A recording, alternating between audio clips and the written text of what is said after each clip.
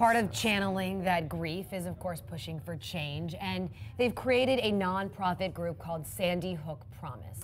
It was founded by people who lost loved ones at Sandy Hook, as well as Newtown residents. Yeah, for the second year in a row, Sandy Hook Promise has released a powerful PSA about gun violence in schools and knowing the warning signs. And we want to play this entire thing for you in the form of a news report from the day before a school shooting. I'm here at the scene of tomorrow's shooting, where a 15-year-old will kill 4 children, 2 adults, and then turn the gun on himself. When the shooting starts happening tomorrow, first I'll probably just think it's firecrackers or a car backfiring or something. He told some of us that his dad kept a gun in his closet, and he always talked about using it on, you know, the people that bullied him. Tomorrow I'll probably say that I wish I told someone. You know, after the shooting, we're gonna feel pretty bad about picking on him, but until then, we'll probably just keep doing it because he's pretty weird. Tomorrow I'll probably point out that something has seemed off with him since the beginning of the school year. And I'm now joined by the officers who will be the first responders tomorrow. What additional details can you share with us? Well, someone is expected to tell us after the shooting that the shooter has been posting on social media about doing this for weeks. So how will you explain the shooting to your daughter? Actually, I won't get to explain it to her because she won't make it. This is Christine Lynn, reporting from the scene of another shooting we'll say we never saw coming. Again, that was not a real news story, but a message from the group Sandy Hook Promise about the prevalence of mass shootings, especially in schools, and how important it is to recognize the signs. And as we talk about, if you see something, you say something, a really powerful message right there to see. Sure is. 10 News reporter Candace Aviles spoke with a woman who lived in Newtown, Connecticut during the Sandy Hook shooting. And Candace, this day must have been very difficult for her too. It really was, Courtney. She says the PSA is spot on and that the message is clear to speak up.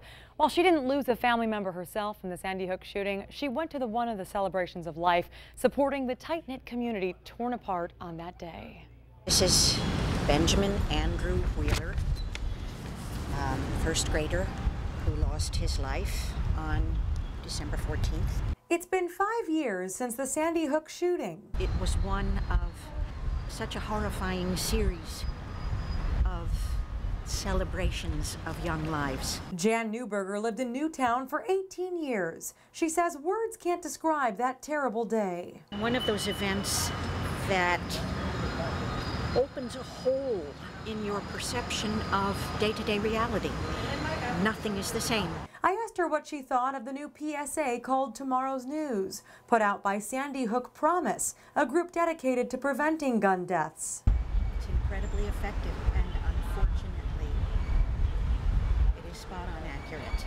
And while no major gun legislation has passed since Sandy Hook, she still feels progress is being made. Concealed carry reciprocity. The bill came to the House floor. It was passed, but the margin by which it passed shrank from over 100 to 33. So we are making progress. I also spoke with Tory Larkins, who lost his son Trey last year to gun violence. He was shot and killed a few days after his 15th birthday. There's not a moment that goes by that I don't think about him.